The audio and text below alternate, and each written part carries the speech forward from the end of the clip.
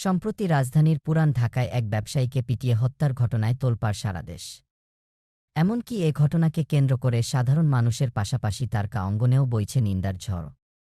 এবার সেই তালিকায় যুক্ত হলেন অভিনেত্রী আজমেরী হক বাঁধন। সামাজিক মাধ্যমে সেই ঘটনার প্রেক্ষিতে আবেগঘন পোস্ট দিয়েছেন এই অভিনেত্রী। ফেসবুকে বাঁধন লেখেন, এই ছবিটা আমাকে তাড়া করে ফিরছে।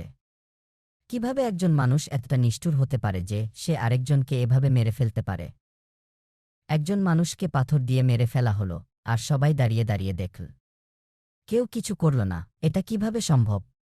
আমরা কি ধরনের দেশে বাস করছি? এটা কি নরক? বাঁধন লেখেন, আমরা ভেবেছিলাম পরিবর্তন আসবে।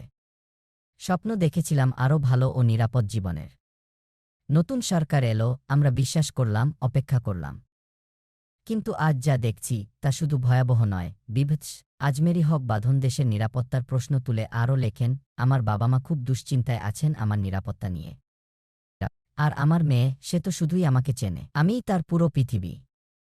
কিন্তু আমি তাকে কিভাবে নিরাপদে রাখব এই দেশে?